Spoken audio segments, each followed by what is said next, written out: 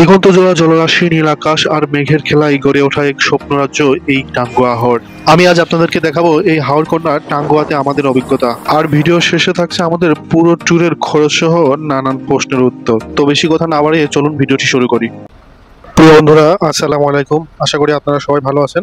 আমি এখন যেখানে দাঁড়িয়ে আছি এটা সায়দাবাদ বাস স্টেশন, আর এখানে যতগুলো বাস দেখতে পাচ্ছেন আপনারা সবগুলোই আজকে ট্যুরের উদ্দেশ্যে ছেড়ে যাবে, অর্থাৎ সব রিজার্ভ বাস। প্রচুর পরিমাণ ভিড় আজকে। নেত্রকোনার কমলাকান্দা উপজেলার উদ্দেশ্যে আমাদের বাসটি এখন ছেড়ে যাবে। ট্যুরের মাত্র 2 দিন আগে আমরা বুকিং করেছিলাম, যে জন্য আমাদের সিট একদম পিছন দিকে পড়েছে। এখনো অনেকে মিস আছে, যারা জ্যামে পড়ছে এখনো ঠিক মতো আসতে পারেনি, তাদের জন্য বাসটা অপেক্ষা করতেছে। আমরা এখন একদম বাসের শেষের দিকে সিট পাইছি আমরা। সুলভ ভাই, মিঠুন দা, এই পাশে রায়হান ভাই আর জয়দা, আর পিছনে আছে হচ্ছে গিয়ে সঞ্জিত ভাই। সঞ্জিত ভাইয়ের সিট অবশ্যই এখানে, আমরা সঞ্জিত ভাই একসাথে।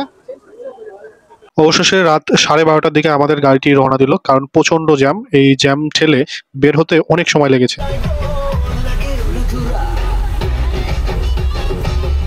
বাইরে একটু বৃষ্টি হচ্ছে, যে কারণে গাড়িটি খুব জোরে যেতে পারতেছে না। আর সারা রাত এভাবেই বৃষ্টি হয়েছে, যে কারণে আমাদের অনেক সময় নষ্ট হয়েছে আমাদের গন্তব্যে পৌঁছাতে। আর এখন আমরা চলে এসেছি ময়মনসিংহে। এখানে গাড়িটি বিরতি দিয়েছে রাতের খাবারের জন্য। তো আমরা এখন চা খাওয়ার উদ্দেশ্যে আশেপাশে টং দোকান খুঁজতেছি, কারণ হোটেলে চা বিক্রি করে না। এখান থেকে আমরা চা খেয়ে দ্রুত গাড়িতে উঠে পড়লাম, কারণ বেশিক্ষণ থামবে না এখানে গাড়ি।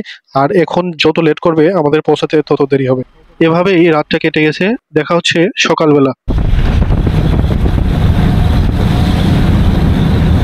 কাছাকাছি পৌঁছাই গেছি, আর হয়তো 10 থেকে 12 কিলোমিটার ভিতর আছে আমাদের লোকেশন। আমাদের সঙ্গী সাথী যারা আছে সবাই ঘুম।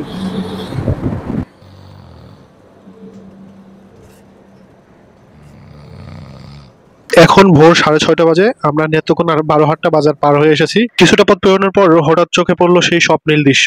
প্রকৃতির এক অপার সৌন্দর্যে মোহনা হাওর কন্যা টাঙ্গুয়া। মনে হলো প্রকৃতির জন্য নিজেই আমাদের স্বাগত জানাচ্ছে তার বিশাল জলরাজ্যে।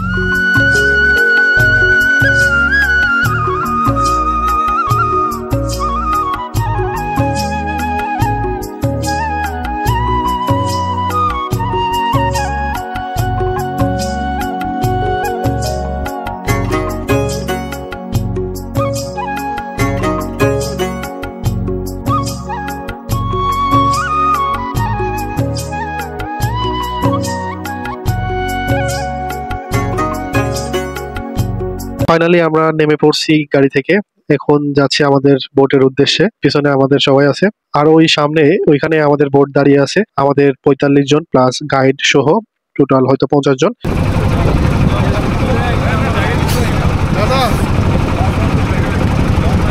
আমরা এখন যে নদীটি পার হচ্ছি এর নাম উপচেরিয়া নদী। এটি ভারতের মেঘালয় থেকে নেমে এসেছে। কমলাকান্দা বাজারের পাশ দিয়ে প্রবাহিত হয়ে একসময় এটি সোমেশ্বরী নদীতে যুক্ত হয়। কিছুক্ষণের ভিতর আমাদের সকালের নাস্তা দিয়ে দিল। আমরা সবাই নাস্তা করতেছি। সকালের নাস্তাতে ছিল খিচুড়ি আর ডিম ভুনা। উপচেরিয়া নদীর স্বচ্ছ জলধারা আর নদীর পাড়ে মানুষের সরল জীবনযাপন দেখতে দেখতে আমরা আস্তে আস্তে এগিয়ে যাচ্ছি টাঙ্গুয়া হাওরের দিকে। এজন্য এক ছবির মতো দৃশ্য।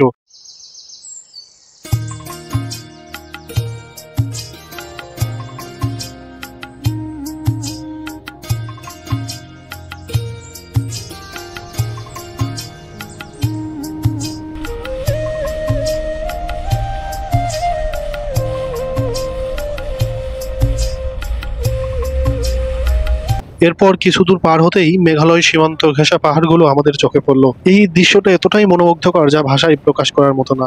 মনে হচ্ছিল প্রকৃতি যেন নিজের হাতে আঁকা এক অপরূপ সৌন্দর্যের ছবি তুলে ধরেছে আমাদের মাঝে।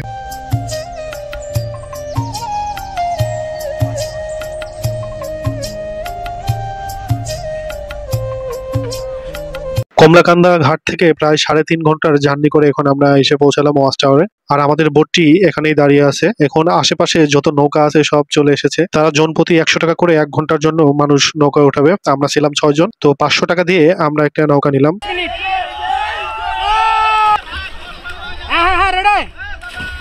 সারা রাতের বাস জার্নি প্লাস 3.5 ঘন্টা বোট জার্নি করে এসে এই হিজল বনে আসার পরে আমাদের সকল ক্লান্তি যেন নিমিষেই দূর হয়ে গেল।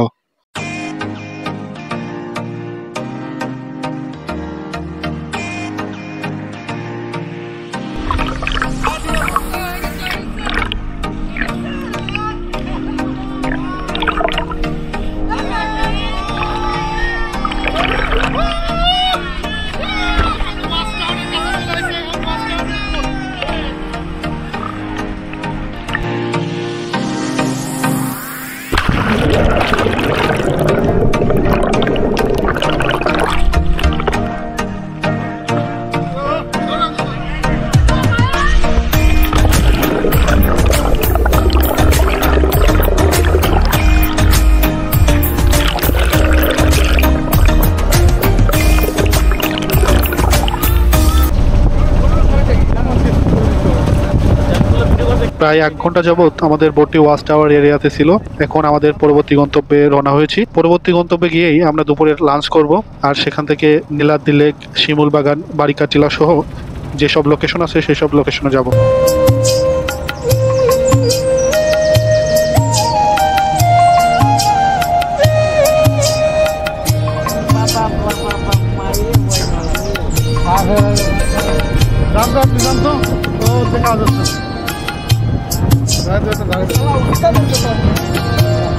প্রায় 1 ঘন্টা বোট জার্নি শেষে আমরা চলে এসেছি। এটা হয়তো বারিকের বাজার। তো এখানে আমরা দুপুরের লাঞ্চ করব।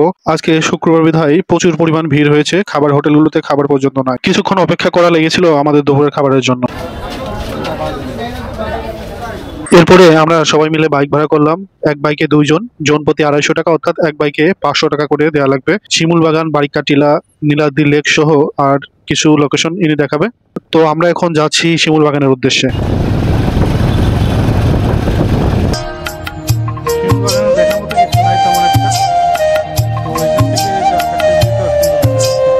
শিমুল বাগান দেখতে অনেক সুন্দর, বিশেষ করে ভিডিও করা কিংবা ছবি তোলার জন্য এটি পারফেক্ট একটি জায়গা।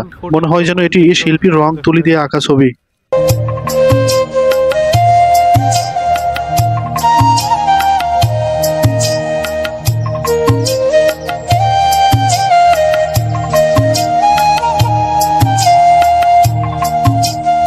এই টাঙ্গুয়া হাওরের সবকিছুই সুন্দর। ভিডিও ধারণ করব নাকি নিজের মনের প্রশান্তি মিটিয়ে এইসব দৃশ্য দেখব?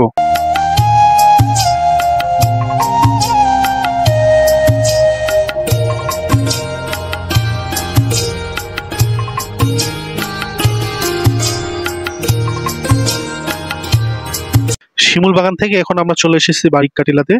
সামনে যে বড় পাহাড়গুলো দেখছি সেগুলো ভারতের মেঘালয় রাজ্যে অবস্থিত।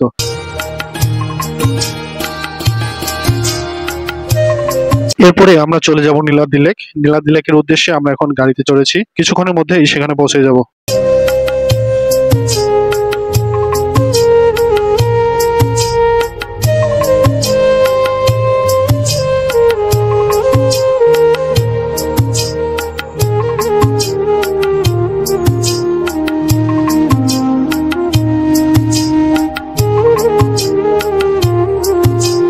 এখন আমি যেখানে দাঁড়িয়ে আছি এটাই নীলাদ্রি লেক। হাওরকন্যা টাঙ্গুয়া হাওরের অসাধারণ দৃশ্য যদি না দেখতে পারতাম তাহলে হয়তো জীবনে অনেক কিছুই মিস করতাম। নীলাদ্রি লেকের সৌন্দর্যে চোখ ও মন জুড়িয়ে নেওয়ার পর আমরা আবার ফিরে চললাম সেই শহরে জীবনের পথে, ব্যস্ত আর যান্ত্রিক নগরীতে। টাকাটা বড় কথা না, এই যে একটা মনোরম পরিবেশ যখন জীবনের ক্লান্তি আর বিষণ্ণতা চুপি চুপি মনে বাসা বাঁধে, তখন এমন প্রকৃতির মাঝে হারিয়ে গেলে যেন মনকে নতুন করে আবার চাঙ্গা করে তোলে। আমরা কোন ট্যুর গ্রুপের সাথে টাঙ্গুয়া হাওর গিয়েছিলাম, আমাদের খরচ কত পড়লো, এ সকল সবকিছুর উত্তর দেয়া থাকবে আমার ডেসক্রিপশন বক্সে। আপনারা চাইলে এই ডেসক্রিপশন বক্স চেক করে আসতে পারেন। আর যদি কোনো প্রশ্ন থাকে তাহলে কমেন্টে জানাতে পারেন, আমি উত্তর দেবো ইনশাল্লাহ।